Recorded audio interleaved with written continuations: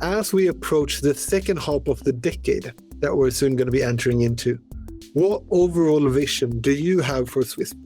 Decentralization or crypto exists as a way to create a financial world that is more, let's say, fair or equitable, right? And the reason why we build Earn with DeFi and not any CeFi is to bring the transparency, because it is key to show that you can have the convenience of a centralized platform that is, even if they sell crypto, it is a traditional financial app, unless they infuse everything that they do in their product with DeFi. So reality is you can be CeFi, but embrace the value of DeFi. Yeah. And that's what we're doing, right? So, because it's illusion to believe everyone will have a MetaMask and, overnight will manage their key and etc. And the CeFi convenience, it's not something we can really challenge. It's there and it's here to stay. But you can build centralized system that embrace the DeFi value. Otherwise, it's traditional finance. You're just a traditional actor. You're an Amazon app selling crypto. You don't try to do anything than just selling crypto to make revenues.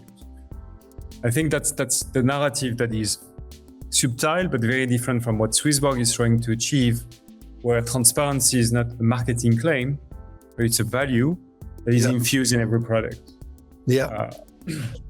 Where we actually lead by action. We're now communicating this, but it's live now in the product. If somebody goes in and check it, you can see where that yield is being generated from. It's not a promise, and I think DeFi, first and foremost, exists as a way to challenge, but as well inspire a finance that is more fair, right? Because of transparency. That's it. Which it's an invitation for the traditional finance to reconsider who they are. It's not trying to it's not a defying anything. It's helping the system to progress by technology. So when you do that, when you embrace the value, it doesn't matter if part of your value chain is CeFi. What you really want to do as an actor is to challenge all the component and the block of the traditional finance that are unfair. And one of them, and when we say traditional finance, it includes traditional players that are selling crypto, because you can sell crypto and still be operating as a CeFi, as a TradFi actor. And one of the challenge that we see, and that's after the Earn, that prove itself to be the right solution as well, because that's the reason why we still exist today. And we haven't collapsed like most of the other platforms. The next step that we see into this journey is the listing of token in assets, because it's very opaque, very transparent, it's not transparent at all.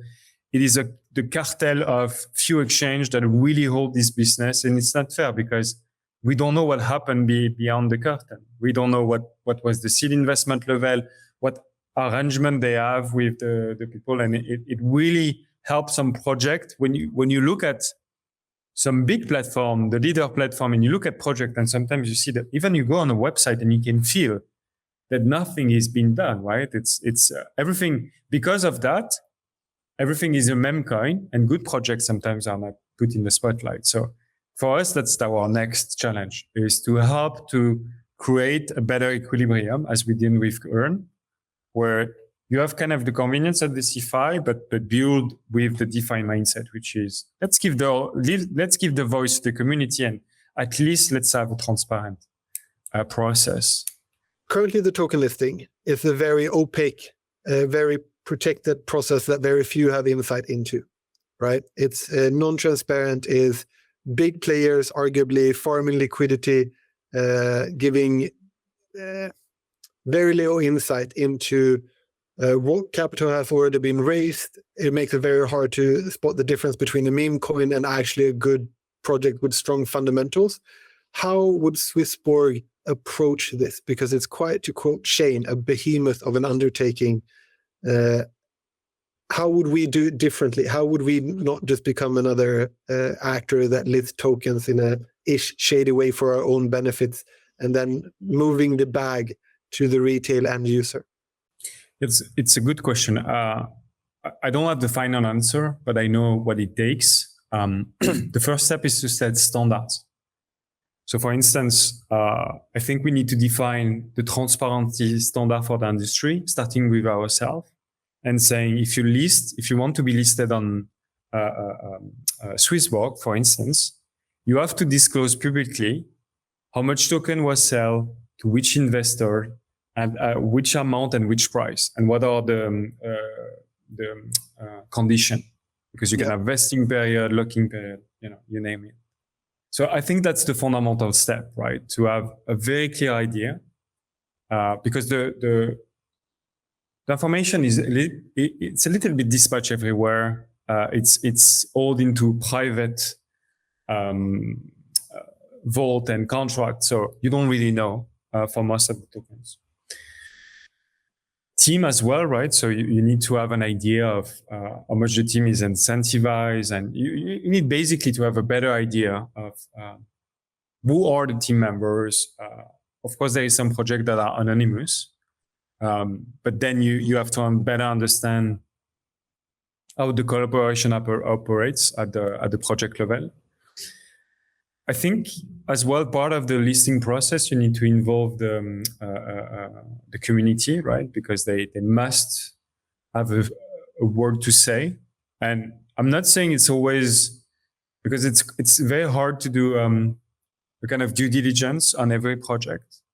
But yeah, I mean, the community, if there is enough people that are using the product, I believe, at the end, the product is valuable in itself, right? So I guess it's not only about the technology, as most of the time we want to pushing the narrative of what the technology can look like. It's good to have tangible. If you have user, you have product, basically. Yeah. And the opposite is not always true. But yeah, price is very important. I think as well, helping, especially when you list a token for the first time, what we see as a practice that is very unfair. So you don't know, again, what was the seed price or very early price, and what are the vesting conditions. But more importantly, there is a very random. You don't know what's the formula to list a token. So you have a token and you list $1, and no one knows why, right? And then you see insane, fully deleted value. So, and that's the most complex part, is what happened in the traditional finance, because not everything is garbage in traditional finance. When you do an IPO, so when you go from private to public, investment bank are performing a pricing of what is the fair value of your shares, right? Based on the appetite, different factors. It doesn't need to be that complex, but I think any marketplace that is helping a token to go from public to private needs to help them to find what is the pricing mechanism that create an opportunity for the newcomers and that's sustainable. There's a massive work that needs to be done at this stage. Especially when you are a new token, you have few metrics already on your product, and there is a competitive market that exists. I think it's, more or less what is the range that you should list your token. Yeah. Because most of the, we talk about that on and on and on, is most of the listing price are looks like a little bit like exit liquidity. Yeah. So I think this is really interesting. And just to recap it for the people that are seeing this, we're talking about what has happened up until that point, right? Who's invested at what price, at what amounts, right? Having transparency up until that point. Because otherwise, if that's unclear, it becomes quite easy for a person to essentially just, if they have no vesting, if they can just sell their bag to the next user, then it sort of just becomes passing the bag to the next person down the line. Having insight in the team, having an understanding of who's a part of it, what are their commitment levels, Also having the community.